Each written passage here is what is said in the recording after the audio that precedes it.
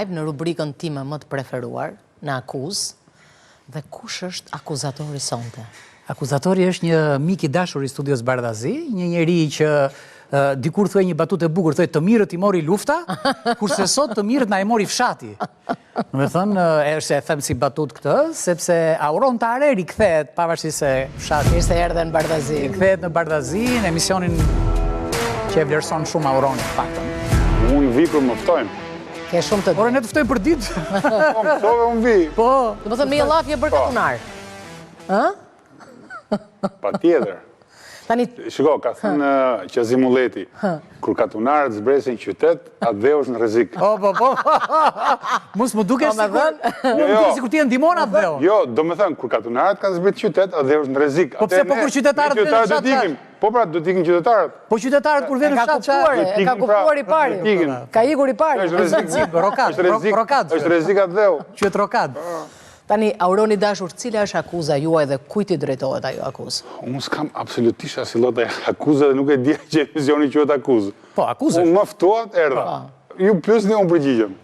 Tani, ta pyesu, se unë e kam... Çfarë mund ta akuzojon? Tani, unë për shembull isha shumë krenar që këtë verë, shteti ynë madhështor shpëtoi me 10 turistë huaj, të cilët 1-2 e bien nëpër gropa. Nuk e di çalli kanë që bien nëpër gropa, po bien. Tani, qa meraku keti me këtë gjë? Shumë mirë shteti? Unë s'kam në merak. Qa merak unë? Arrita një. Po kjo ankur. Ore, ka ardhë bësh humordi, apo ka ardhë bësh emision? Se tha këshu. Tha që... Unë shkruar, unë shkruaj. Nuk e merak. Unë shkruaj sepse shkruaj. Jo, unë mendoj që... Nga që unë ato që shkruaj kamerak, mendoj që gjithë e kamerak. Jo, është se interesante. Shumë nga këta që humbasin, dhe shkon helikopteri i merë dhe i sjell, bëjnë foto me pilotën dhe me helikopterin, s'ka një kur në helikopterin jetë në vetë. Po që kanë ardhë në Shqipëri? Po, dhe në helikopter. Vëndi që tira. Kastile ato thua? Hajde umbim nga marri helikopteri. Bëj Kastile. Bëj Kastile? Që kemi shumë vigilente. Shqipërinë të ta marrësh me humor. Se po e more seriozisht çmendesh. Kjo që ta marrësh me humor. Po me të fillojnë ta marrë me Auron, ti e kalove fazën e çmendjes që je ke humorit tani? Jo, më dëgjoj pak mua tani, se po thua çfarë të thuash. Ne i çojmë helikopterin, ta bëjnë foto, keshin thonë dole me helikopter, s'ka shnyp në helikopter, një të vet. Po çfarë të bëjnë në shkretet? Po prandaj atje në grop? Sepse tani për te humorit, tani ç'a ndodh? Pse na shton kostot e buxhetit këta turistët ne? Bravo. Domethënë ç'a ndodh? Se Shqipëria është pa përgatitur. Fare, zero.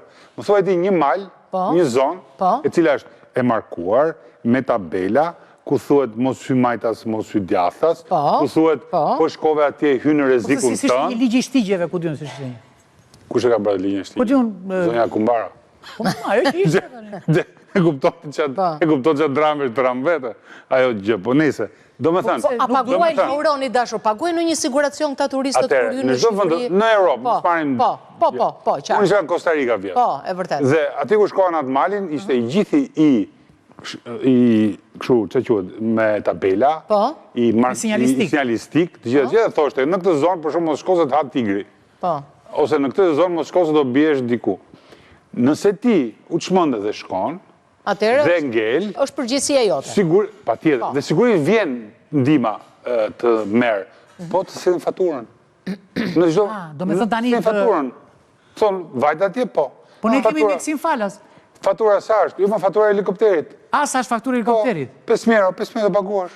Po deri tani kush e paguan? Asnjë. Ti dhe unë. Asnjë. Ne të dy? Ne.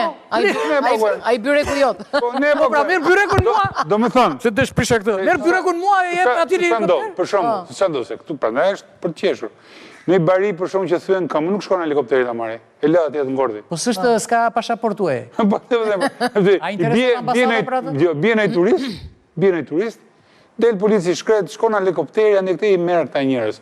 Por ka një gjë ama, ka një gjë, sepse ai shkon atje, po është totalisht e pamarkuar. Se po t'ishte e markuar dhe po t'ishte me sinjalizuar dhe po t'kishte një rregullore që thotë... A paguajnë siguracion ata, apo mungon dhe kjo kulturë se vinë Shqipëri e din që është 4 ure dhe vinë edhe pa siguracion? Shikoj, para njerë që qytetari europian paguan siguracion. Po, a i e ka të paguar. Se është i paguar. Dhe kemi ne problematikën tonë e cila nuk jep faturën fund fare. Për shumë të jap një rast. Në maj ishin ca spanjolla erdhën aty në fshatin tonë, donin ty në kanion. I takova rastisht i thash mos hyni, si do ngeleni brenda se është shumë e rrezikshme zona.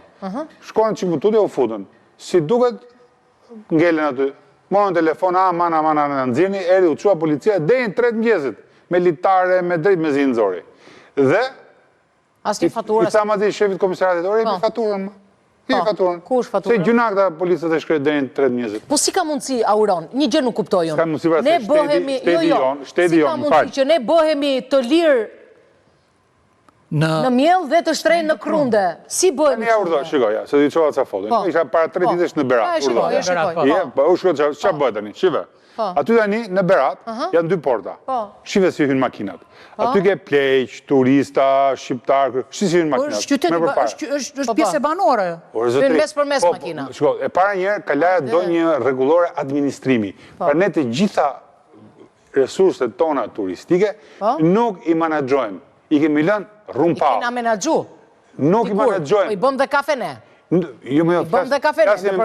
Le kafenen. Them administrimin. Pra, ti del çdo ministër X i turizmit dhe thotë kanë ardhur 200.000 vetë në Berat. Shko çfarë administrimi bëhet? Çfarë tmerri është? Makina brenda.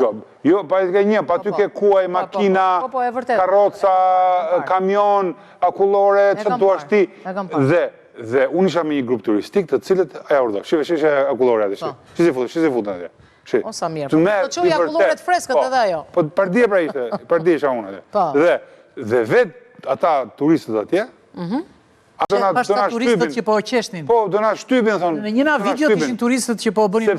Sepse shikotari që ndodhë. Po tani, nuk meret pak bashkia me këtë mirë menagjimin e... Ja, ma e ku e ke, ja, pardje është, ja, urdha, ja, pardje. Po si kjo është... Tani, Ministria ka djeni për këtë. Ja, turistët tani...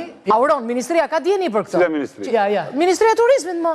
Ministria e Turizmit në Shqipëri. Po, ka djeni që këto kështjellat janë pasot? Ja, shikoj tani, do ankoj, shikoj, ja bën me shënja. Po, ja. Por isha vetëm atje, po të thëmë. Dhe ata të rojet që ishin bashkisa, që ishin të monumente, i thashë, mërë quna qa bëtë, Auron nuk nga për njëri fare, ta. Folën e fjallë, ta, se po lymë mençë, ta. Dhe ndërkohë, Ministri Turizmi del të kanë shku 200.000 vetë në turizm atje dhe në Kala. Pra, problemi është që ne... Kush duhet ta bëj këtë mirë menaxhim të këtyre Kalave? Po, është shumë e thjeshtë. Si bëhet thjesht? E thjeshtë fare. E thjeshtë. Ka do vullnet. Do vullnet, do dhe pak dashuri. Do dyja. Po kush duhet ta bëj pra? Bashkia, Ministria, apo duhet i jepet një enti të caktuar? Ti paguan taksat, dhe ne fatmirësisht kemi një institucion që quhet Ministria e Kulturës dhe Turizmit. Po, e vërtet. Përparë e turizmit. Dhe kjo Ministria e Turizmit harton planet e menaxhimit të gjithë resurseve tona. Shumë e vërtet. Për shembull, u hap Kalaja e Bashtovës para 2 javësh. Brenda i peti kishin fut makina retro, që është ndaluar me ligjin e trashëgimisë, është ndaluar. Me të bukura janë ato makinat retro. Brenda në Kala. Po është ndaluar me ligj, më. Pra, vetë Ministria dhe ligj. Po pse më tha e ligjet tona do na pengojnë ne? Po çfarë ti bëjmë tani? Ka fiksim Ministri i Turizmit, i ka fiksim ato tani. Çfarë ti bëjmë? Do me thënë, që të